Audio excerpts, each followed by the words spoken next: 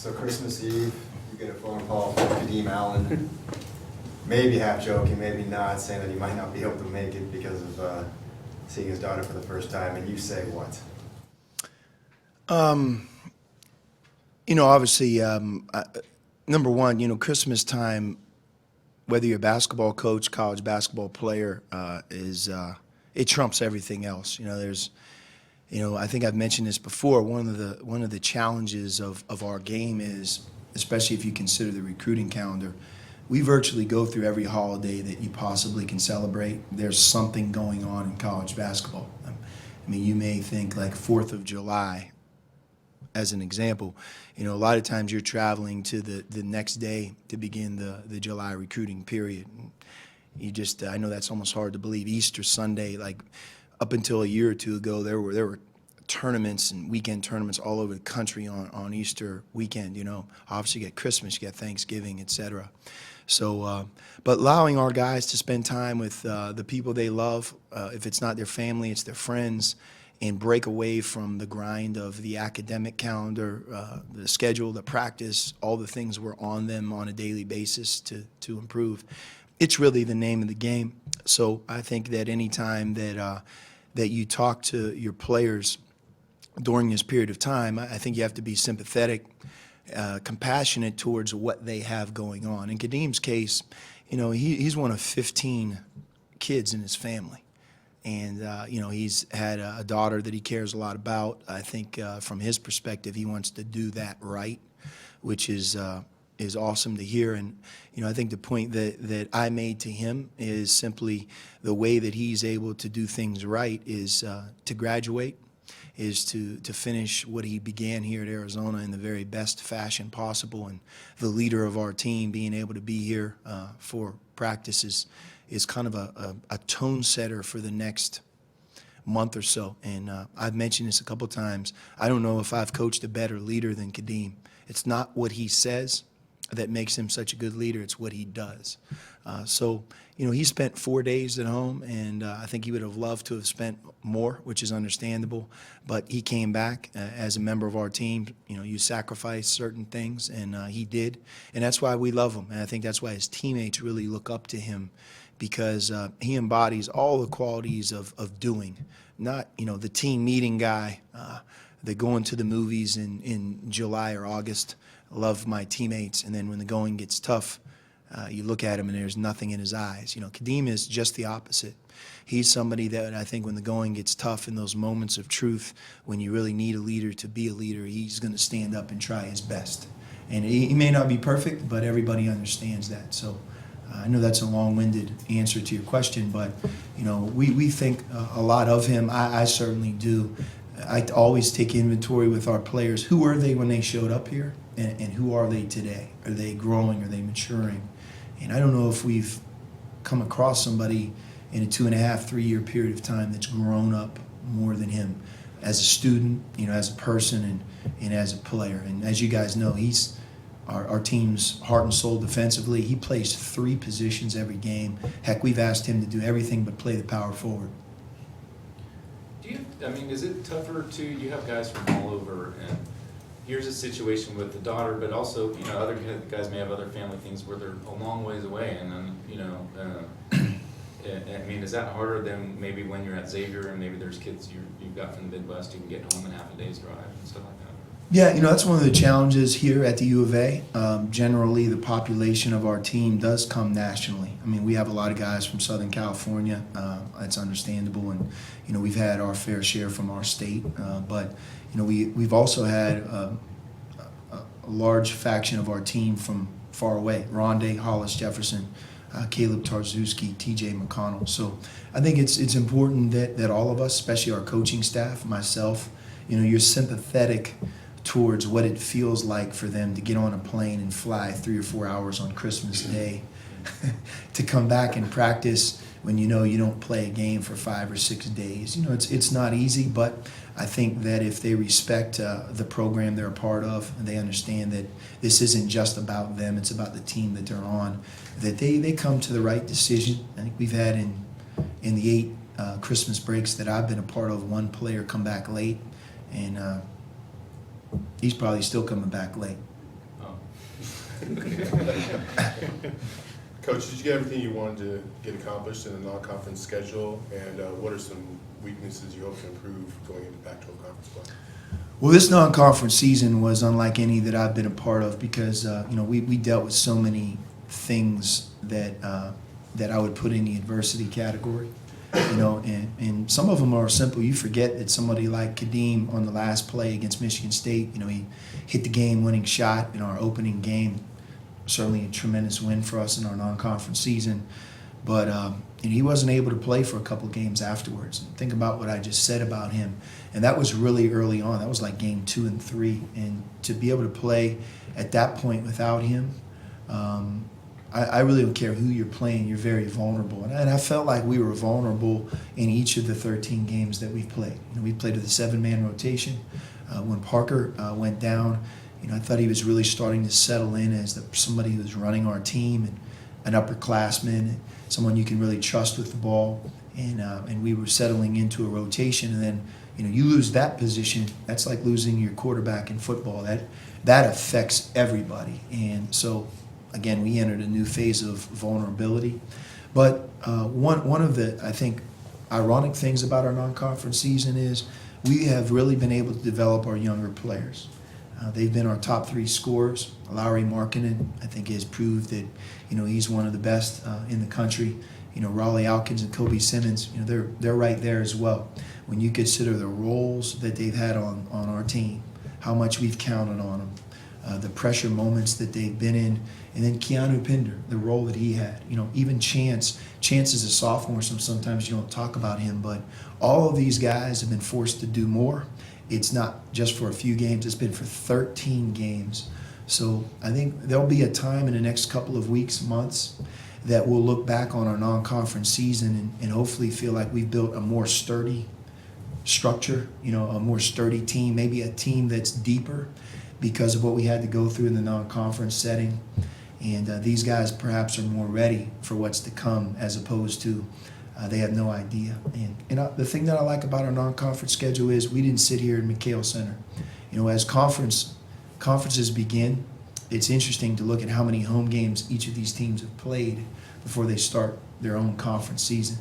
We've been in Houston, we've been in Hawaii, we've been in LA, we've been in Las Vegas, we've been at Missouri. We've played our fair share away from McKale. And I think that will help us be more comfortable here once conference play begins. So those are the things that I liked. Obviously, the Gonzaga game, we lost to a great team. If we were at our best and had everybody on our team ready, we still could have lost that game. But I would say that's the one game that we were the least prepared for. Based on the injury of Parker, playing that game with 7 players at that time, I almost felt like we could have played them 10 times. I don't know if we would have won 1 or 2 of them. But once that game ended, I think we got more organized, improved some, and I think that really showed down the home stretch here. Is there anything about the Pac-12 that's changed in your mind in the last, through the non-conference? Teams that surprise you, players that surprise you? Well, the 2 LA schools, UCLA, I think they're competing for the top prize, a national championship, Final Four berth, certainly a 1 or a 2 seed, whatever it's going to end up being. And, that's to their credit. You could tell the freshmen that they've added are sensational players.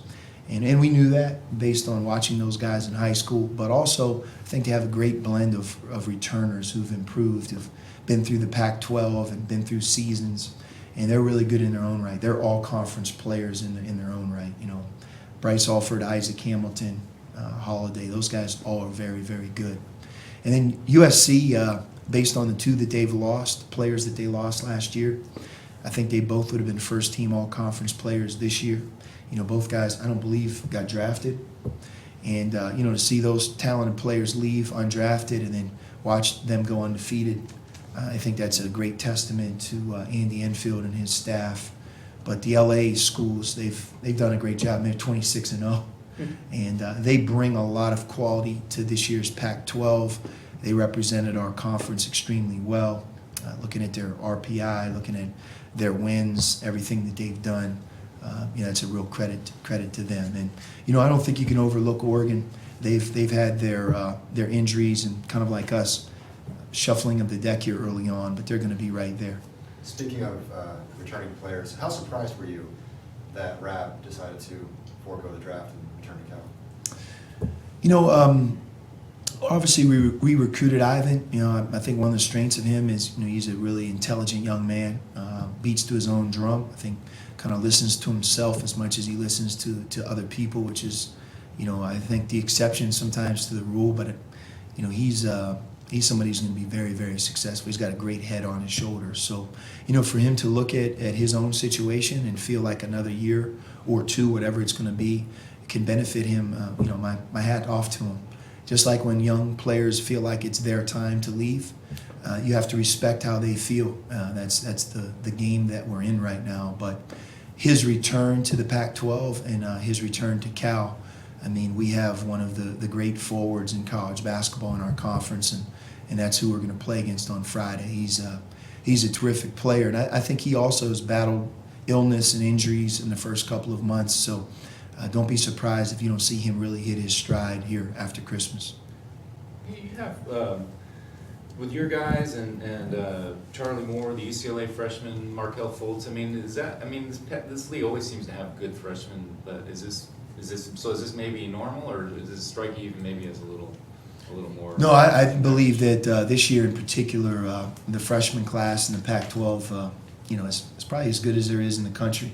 I think if you look at the projections and, you know, where these guys will be this spring, the impact that they have on their current team, I don't think you can understate that. You know, it's one thing to be a good freshman on a great team. When you're the team's leading scorer, or you're one of the top, you know, in our case, think about it, the first, second, and third leading scorer on a team that's 11-2, who's battled through injuries. I think that says a lot about their impact. And, you know, UCLA's freshmen, obviously, those guys, their performance speaks for themselves. What are pros and cons about adding a high school player second semester? Some schools are out there doing it. There's a couple more that are out there.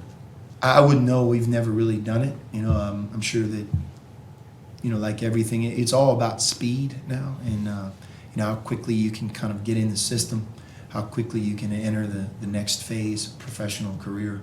So I don't see that stopping anytime soon. You know, that process starts around 9th or 10th grade. It doesn't begin as a freshman in college. So that way of thinking, if you're one of the elites, I think whether you're a parent, high school coach, travel team, you know, I think that way of thinking is just, it's a part of college basketball right now. So if that happens, it happens. Yeah, you were saying, a few weeks ago, not a big fan of adding anybody, whether a high school kid or somebody at mid-season, because of what it might take, or could. Yeah, I mean, I wouldn't say never. It just has to be a special situation. It has to be the right situation. You know, I think if you add somebody and they're not able to play, you know, that makes a lot more sense, because, you know, you're really established. If you judge us, we've played 13 non-conference games. We've practiced 50 times. We've gone through a Christmas break. We're now practiced 3 or 4 times getting ready for our conference season. And I think just to add somebody for the first time who can play, that's really hard on the current team. But, you know, to add somebody at the break who a year from now could be eligible, I think you have to look at each situation separately from the next. What kind of impact has being shorthanded played in terms of the tempo, maybe the pace you would otherwise want to play? Well, we're not playing as fast as we have been, and or would have wanted to, or for that matter, you know, in our planning, when you plan out what you're going to do, usually in the month of August and September into the fall, of kind of how you envision your team, it's been the furthest thing from how we envisioned it because of the losses we've had in terms of players. So, yeah, we walk the ball up at times. We're patient. You know, when you play with 7 players, each game is different, because most of the time you're not playing with 7. One of the 7 is in foul trouble. One of the 7 potentially fouled out. So you're really dealing with 6. You know, you don't want to ever put your team in a position where you're playing with less than 5 scholarship players. So we've made many decisions throughout the course of the last month to slow the ball down. You can sense sometimes our team runs out of gas. So even if we wanted to push it, that wouldn't be in our best interest, because the results won't be good for us. But, you know, I like that we've played it smart. We've played to win. We've played to be the best we can be with the team that we have. And really, I think that's the responsibility that you have as a coach. And it's the responsibility that the team needs to share. You know, that maybe the things sometimes you would like to do, you can't. But that's in our best interest. So, but we've learned how to play at different tempos. One of the things that we've done a great job of is not fouling. If you look at our fouls per game, or just generally speaking, keeping teams out of the bonus, and I hope to keep that, even if we're fortunate enough to return, our team at some point. Coach, you recruiting Ivan Rabb in high school and then his freshman year last year at Cal. What is the biggest change that you see in his game now compared to the last 2 seasons? Well, he's progressed. One striking feature for him is he's equally adept left-handed, right-handed. I almost feel like he prefers to dribble and pass, sometimes more with his left. When he was a younger player, he would shoot free throws with either hand. He's really ambidextrous. I mean, he truly is. Some people talk about it and they aren't, but he can score and do different things left and right-handed. And that causes problems for the defense, but also makes him such an effective player, how he can block shots with both hands and just be able to go left and right. But he's a really intelligent player. He's a leader. He's a great kid.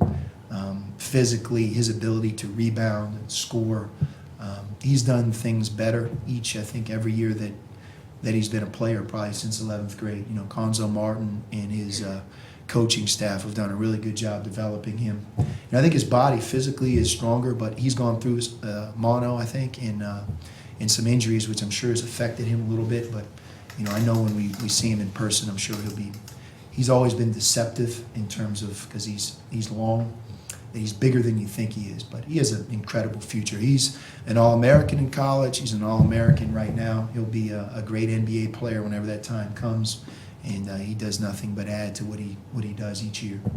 What's changed about them with Moore and without? They have those great wings with Matthews and Wallace. Those guys are gone, but Moore comes in. It seems like he's getting quite a bit of shots and making a big difference. Has it changed the dynamic of their offense with him? No, I think with Cal it starts with defense. They're a physical, tough-minded, well-coached, disciplined team. They take great pride in defense. They take great pride in rebounding, getting stops. They play a very rugged, physical man-to-man defense. If you look at their defensive numbers, you can make the case that they're our conference's best defensive team at the moment.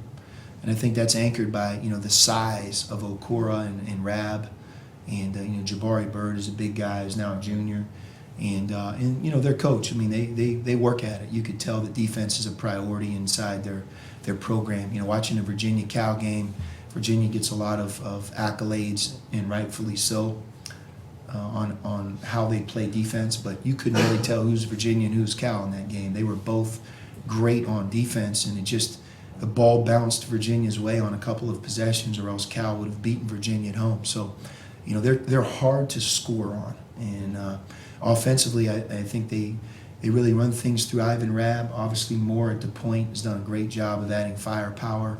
Jabari Bird is an excellent shooter. When he gets going, I think they take on a whole new upside. And so I think being aware of his three-point shooting and his scoring, every team that plays Cal worries about him. The one thing that Kadeem said he felt that the team needed to focus on going into Pac-12 play was the defensive rebound. You agree? Yes, we've taken that for granted because we've been so good at defensive rebounding. If you look at the numbers, and it started about 4 years ago, really, when Caleb came here, in and around that time, we've been a team that's been hard to get second shots against. As a matter of fact, last year, at the end of February and early March, going into that stretch, I think we were top 5 in the country, maybe number 1 in defensive rebounding. And it left us at the end of the year.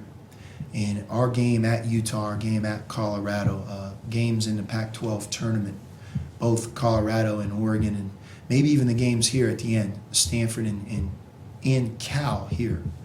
Our defense of rebounding really plummeted, and I think that hurt us. Instead of ending the season with maybe 27 wins, we ended with 25.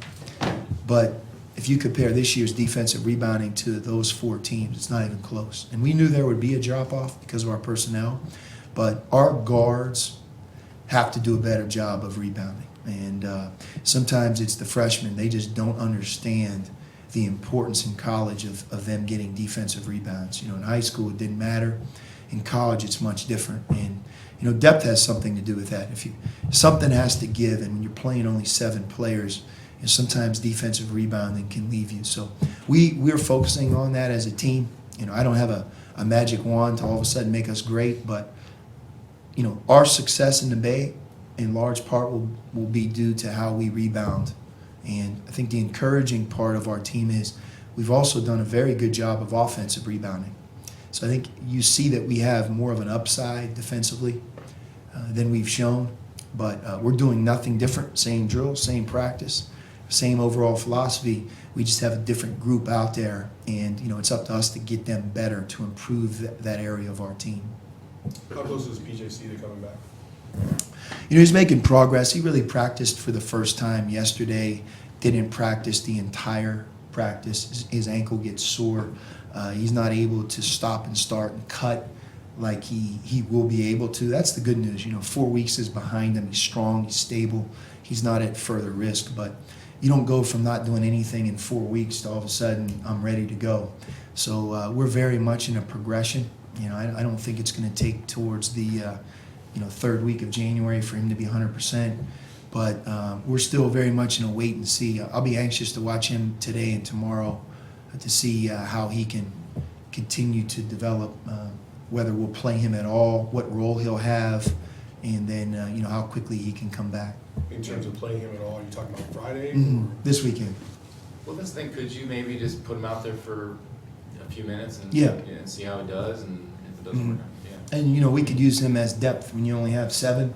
If you count him at like a 7.25, 7.5. But as long as we're not putting Parker out there to further risk an injury, I think all of us have the peace of mind, and we'll be on the same page with him and what his role will be if he has a role. But we're going to be number one, in his best interest, and B, he wants to help the team. I mean, if he could contribute and allow somebody like Kadeem to take a 4-minute break, to rotate our 3 guards and give us a 4th guard for the first time, that would be a big shot in the arm for us. So, we're hopeful that maybe we can get that out of him, but we're not there yet. I mean, if I had that answer, I would surely tell you.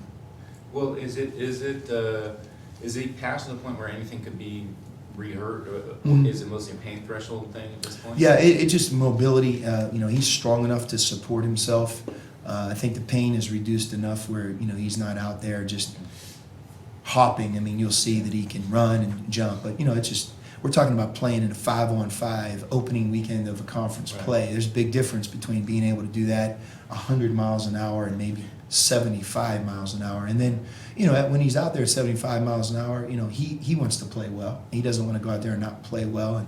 And we need whoever plays in the game to be able to kind of do their job. So we'll be smart if we're able to incorporate him on what we're doing, to give him a role that makes sense, that brings out the best. And then obviously Parker will grow that role as every day that goes by.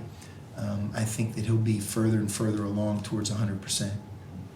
With Kadeem, has there been cases where he's come to you just looking for advice on being a first-time dad? Probably not. Clearly you could see it in his eyes how happy he is that that he has a daughter and that he really cares for her in that situation. And I'm sure a lot of it stems from him. How he feels growing up. He's had a lot of brothers and sisters, and has a really strong relationship with his own mom. So guys, they want to do things the right way, and I think that part of Kadeem's motivation here in his senior year, he needs 2 classes to graduate, which is a great testament towards how hard he's worked, and then to fulfill his dreams of being able to leave here and play professionally at some level. A lot of it's going to depend, I think, on how we do as a team, and he's the leader of our team. He's already, I think, shown a lot of great things in his 1.5 years with us, but I think the best is yet to come for Kadeem.